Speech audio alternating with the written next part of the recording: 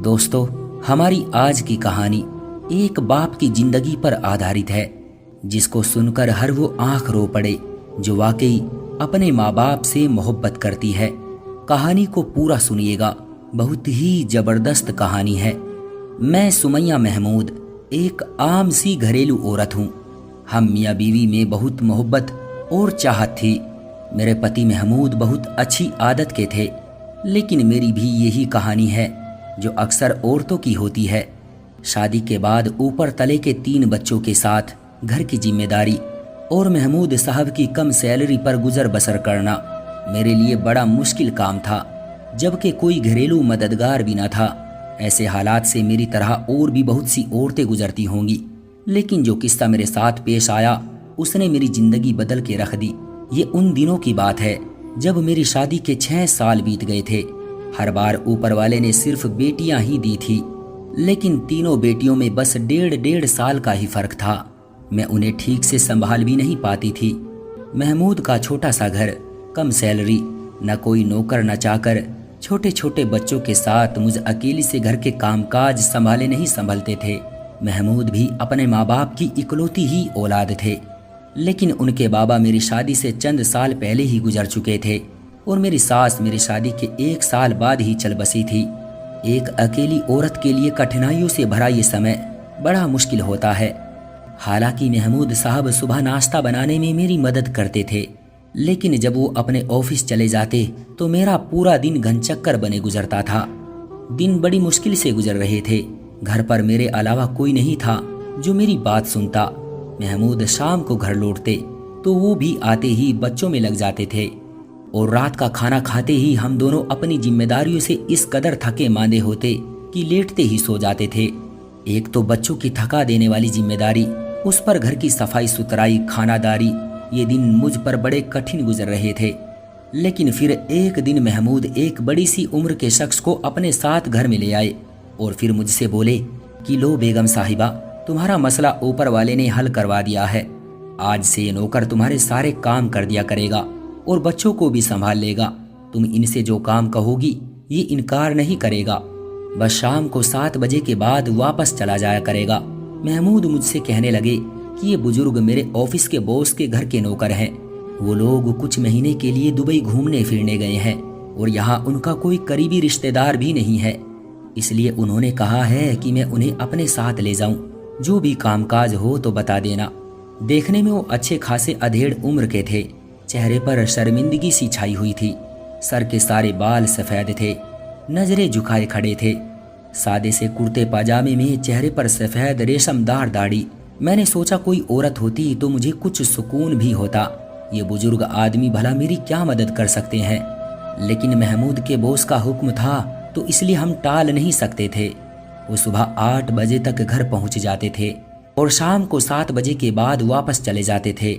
घर का कामकाज मैं उनसे क्या करवा सकती थी। हाँ, उनके आने से ये जरूर हुआ था कि बच्चे उनके साथ बहल गए थे और फिर वो छोटे मोटे काम कर देते थे। वो मुझे बिटिया कहकर पुकारते थे। मैं किचन में बिजी होती तो खुद भी किचन में आ जाते और कहने लगते कि बिटिया, मुझे चाय बनानी आती है और सब्जी भी अच्छी काट लेता हूँ। कोई काम हो तो बिना झिझक कह दिया करो। पुराना सा लिबास पहने, कांधे पर रुमाल लटकाए, वो गर्मी में माथे का पसीना पूछते हुए मेरा एहसास करने आ जाते। वो मेरे पिता की उम्र के थे। मुझे उन्हें काम कहते हुए भी शर्म आती थी। बड़े मियाँ, आप रहने दें। हम कौन सा अमीर हैं जो हमारा हुक्म पूरा करना आप पर जरूरी है। बस आप बच्चों को संभाल लिया करें और बाजार से सामान ला दिया करें।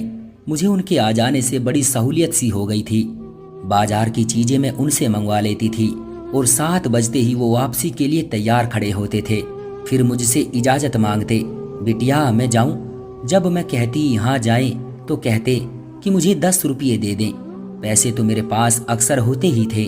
मैं रोज 10 रुपये उनके मांगने पर उन्हें दे देती थी। एक बार मैंने उन्हें 100 का नोट दिया कि रख लें, लेकिन बड़े मियाँ ने वापस कर दिए। कहने लगे, बेटा सिर्फ 10 रुपये लूंगा। मैंने बहुत कहा कि मैं अपनी खुशी से 100 रुपये दे रही हूँ, लेकिन उन्होंने इनकार कर दिया। कहने लगे, बस 10 रुपये ही लूंगा। मुझे उनकी ये बात कुछ अजीब सी लगी। 2 महीने गुजर गए थे, इसलिए मैं अब उन बड़े मियाँ से अच्छी खासी घुल मिल गई थी। किचन में जब मैं खाना बना रही होती तो बर्तन धोने लगते और कभी सब्जी बना देते। मैं अब उनकी मौजूदगी में भी किचन में काम करने लगी थी। वो मुझसे बच्चों के बारे में बात कर लेते थे, कभी सब्जी काटते हुए खाने की रेसिपी पूछने लगते। मुझे अब उनसे हिचकिचाहट सी महसूस नहीं होती थी। एक बार मैंने उनसे उनके घरवालों के बारे में पूछा तो एकदम से उनके चेहरे की मुस्कुराहट गायब हो गई थी। चेहरा टेढ़ा सा होने लगा और फिर मुझे गुस्से से देखने लगे। पहली बार मुझे उनसे डर सा महसूस हुआ था। मैं उनसे नजरें चुरा गई, लेकिन उन्होंने मुझे कोई जवाब नहीं दिया। बस मैं खामोशी से किचन से बाहर निकल गई। पहले तो मैंने सोचा कि मुझे क्या पड़ी थी कि उनसे उनके घरवालों के बारे में पूछूं। बेहतर है कि अपने काम से काम रखूं। खैर, अगले दिन उनका व्यवहार पहले जैसा था। फिर बातों ही बातों में वो अपने मालिक के किस्से सुनाने लगते, उनके बच्चों का जिक्र करने लगते। बिटिया क्या बताऊं, असलम साहब आदत के बहुत अच्छे हैं, मेरा बहुत ख्याल रखते हैं। असलम साहब के बच्चे अगर कभी चिढ़ जाएं तो ही बदतमीजी कर जाते हैं, वरना तो ठीक से बात करते ही हैं। बड़े मियाँ, असलम साहब की बीवी का तो कभी आपने जिक्र ही नहीं किया, वो कैसी है? मैं किचन में सलाद काटते हुए पूछने लगी। वो भी वही बैठे थे। एक ठंडी गहरी सांस ली, फिर कहने लगे, मिजाज की तेज है लेकिन अच्छी है। अब क्या करें, नौकर हैं तो नखरा क्या, हमें तो बस काम से मतलब है। वो लापरवाही दिखाने लगे। बड़े मियाँ, असलम साहब आपको तनख्वाह क्या देते हैं? मैंने सलाद प्लेट में सजाते हुए पूछा। वो कुछ पल के लिए मुझे गौर से देखने लगे। चेहरे का रंग फिर से बदल गया और इस बार भी उन्होंने कोई जवाब नहीं दिया, बस बात को टाल गए। मैं जरा बच्चों को देख लूं, ये कहकर वो किचन से बाहर निकल गए। एक बार वो बर्तन धो रहे थे। गर्मियां अपने जोबन पर थी, इसलिए उन्होंने अपनी आस्तीनें ऊपर को चढ़ा ली। आटा गूंद रही थी। जब मेरी नजर उनके हाथ पर पड़ी तो गहरे गहरे जख्मों के निशान थे। लग रहा था कि जैसे बुरी तरह से हाथ जला हो। बड़े मियाँ, ये कैसे जला था? वो ये सुनकर हड़बड़ा से गए। मेरा उनके हाथ को देखकर दिल दहल गया था। हड़बड़ाहट के मारे उनके हाथ से प्लेट छूटकर सिंक में गिर गई। फिर उन्होंने जल्दी से अपनी आस्तीनें नीचे की और फिर से बर्तन धोने लगे, लेकिन चेहरे पर एक घटा सी छाई हुई थी। न जाने क्यों मुझे उन पर कुछ शक सा होने लगा था। शाम के 7 बजते ही उन्हें बस वापसी की जल्दी होती थी। कई बार महमूद ने उनसे कहा भी था कि हमारे घर में एक कमरा मेहमानों के लिए खाली है, आप वहां आराम कर लिया करें या कुछ देर और रुक जाएं। लेकिन नहीं, वो यूं जल्दबाजी दिखाते जैसे कोई उनका इंतजार कर रहा हो। एक बार खुद ही बातों बातों में वो अपनी बीवी का जिक्र करने लगे। बड़ा ख्याल रखती है वो, जैसे तुम महमूद मियाँ का रखती हो। अल्लाह तुम दोनों की जोड़ी सलामत रखे, जुग जुग जियो, सदा सलामत रहो। बड़े मियाँ, आपको बड़ी अम्मा से बड़ी मोहब्बत है, तभी तो 7 बजते ही आपको जाने की जल्दी होती है। वो इंतजार में रहती होगी। मेरी बात पर एक उलझन सी उनके चेहरे पर छा गई। किसी गहरी सोच में डूब कर बोले, ठीक कहती हो बिटिया, मेरे इंतजार में ही होती है। मैं जरा भी लेट हो जाऊं तो दरवाजे पर फिक्रमंदी से खड़ी राह तकने लगती है। घर जाता हूं तो उसके पास बैठता हूं। पोते पोतिया आकर गले लग जाते हैं, हाथ चूमते हैं। दादा अब्बा कहकर मेरे दाएं बाएं बैठ जाते हैं। बहू आकर सर पर प्यार लेती है, पानी का गिलास पेश करती है, कहती है, अब्बा मियाँ खाना गर्म है, कहीं तो लगा दूं। लेकिन एक तुम हो कि खाना खिलाए बिना जाने ही नहीं देती। मुझे उसे रोज इनकार करते हुए शर्म आती है। वो मेरे सर पर हाथ रखते हुए बोले, जैसे कोई बेटी से लाड़ में कहता हो। फिर रात को बेटा घंटों टांगे दबाता रहता है। मैं कहता हूँ कि तुम खुद थके मांदे आते हो, फिर मुझे क्यों दबाने बैठ जाते हो? अरे मैं भी दिन भर करता ही क्या हूँ। महमूद मियाँ और सुमैया मुझे काम कहाँ करने देते हैं, मेरा बड़ा ख्याल रखते हैं। लेकिन कहता है, अब्बा मियाँ जब तक आपकी सेवा ना कर लूँ तो मुझे नींद नहीं आती।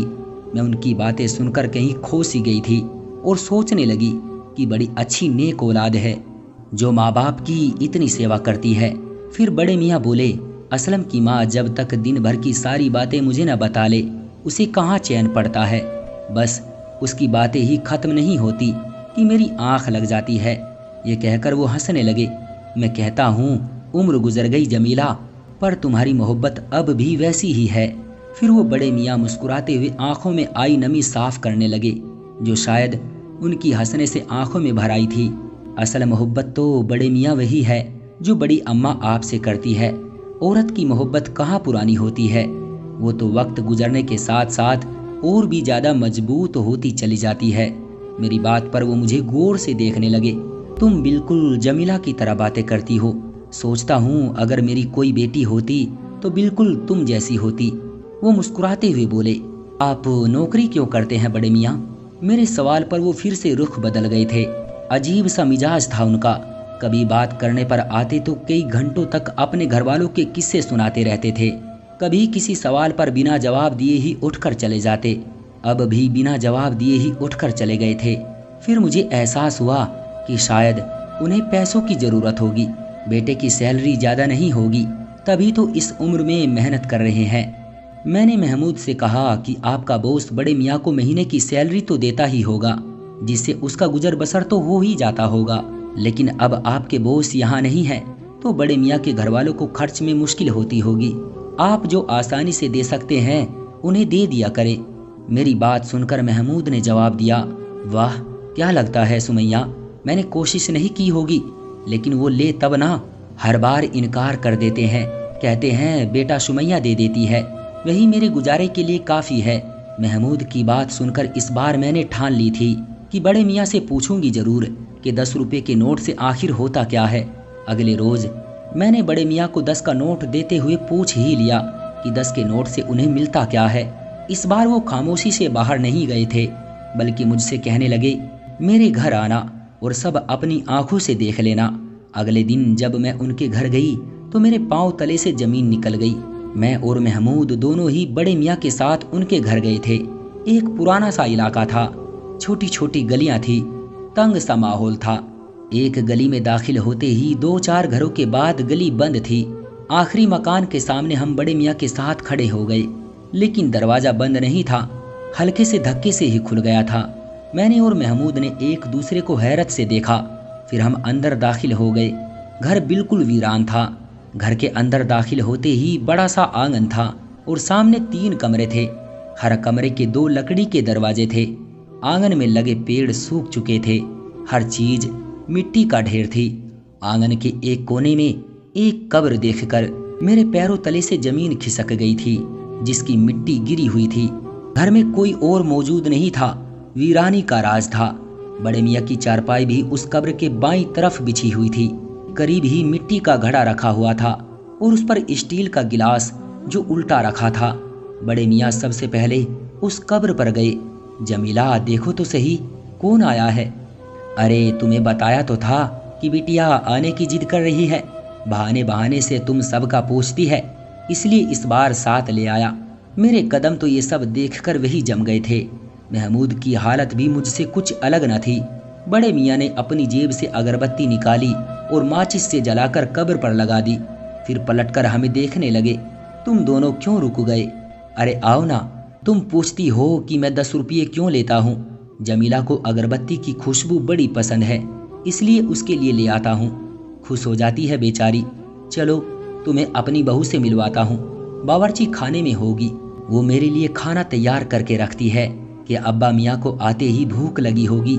ये कहकर वो मेरे पास आए, मेरा हाथ थामकर अपने बावर्ची खाने में ले गए, जहाँ की हालत भी बाकी घर जैसी ही थी।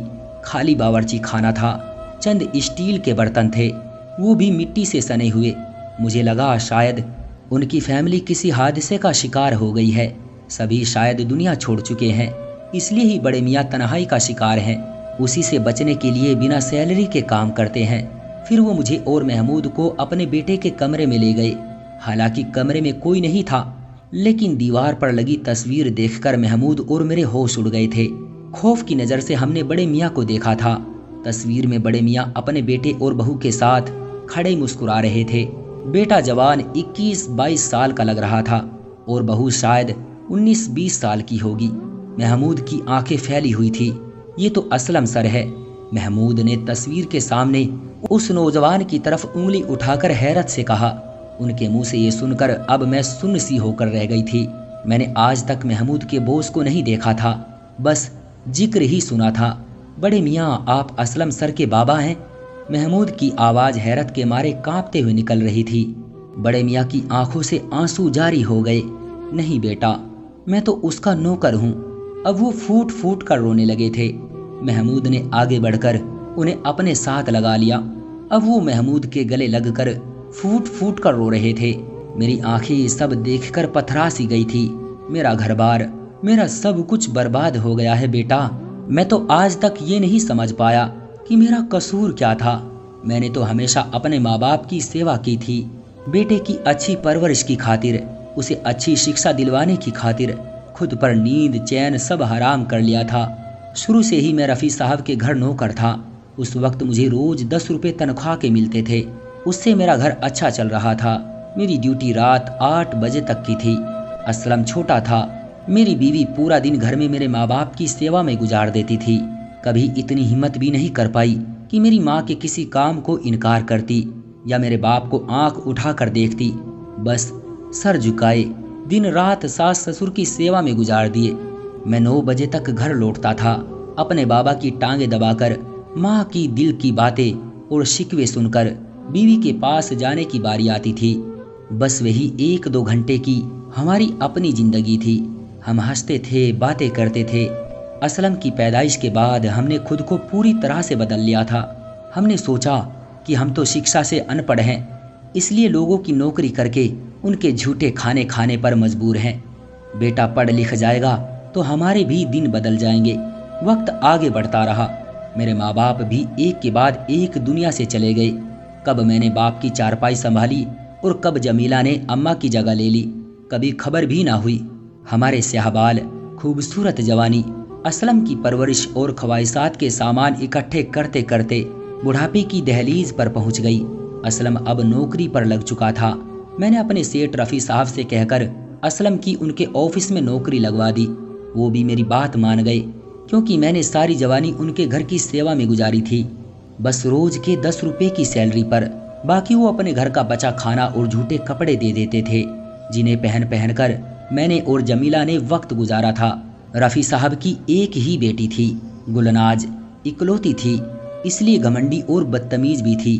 मुझे तो नौकर कहकर पुकारती थी, लेकिन बहरहाल जब मैं नौकर था तो नखरे क्या दिखाता।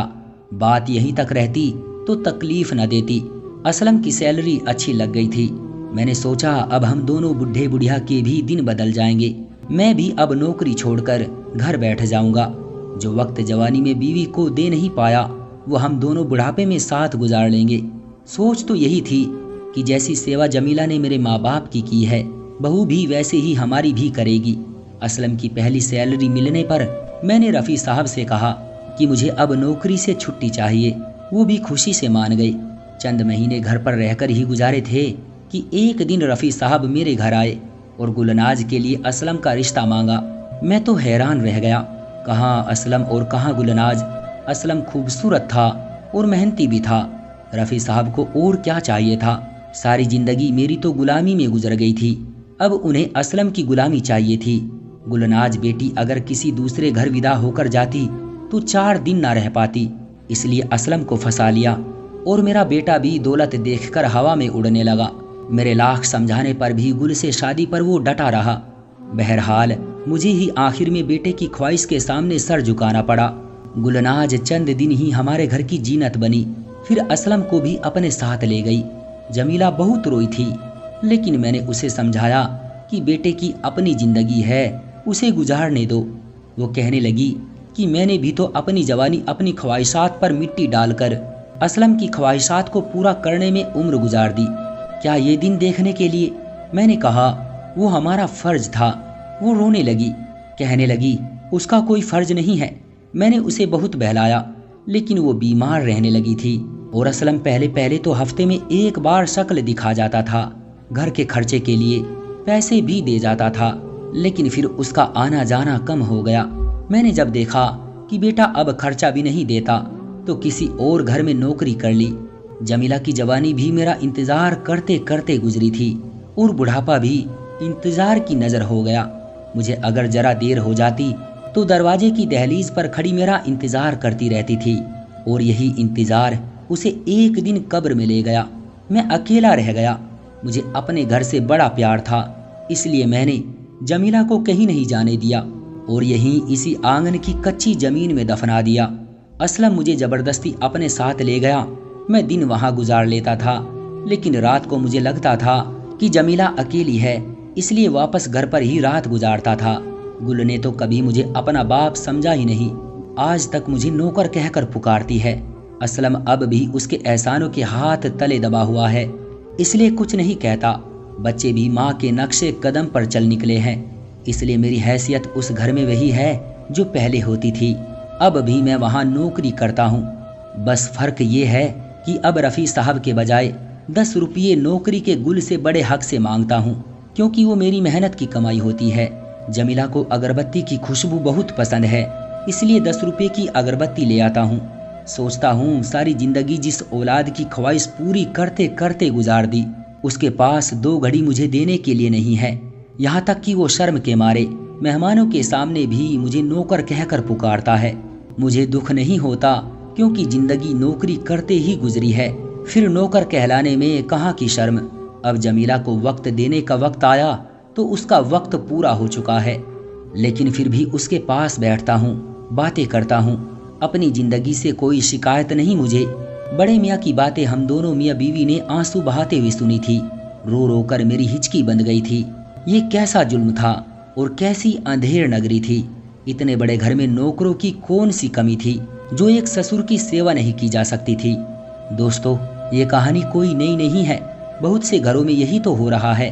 कई माँ बाप के साथ औलाद ऐसे ही जालिमों की तरह सलूक करती है।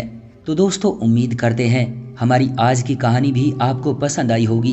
आपका क्या कहना है इस कहानी के बारे में, कमेंट करके हमें ज़रूर बताएं। वीडियो को लाइक कर दीजिए और इसी तरह की कहानियाँ लगातार देखने के लिए चैनल को सब्सक्राइब करके घंटी को दबाकर ऑल पर सेट कर लीजिए, ताकि आने वाली वीडियो का नोटिफिकेशन आपके पास तुरंत पहुँचे।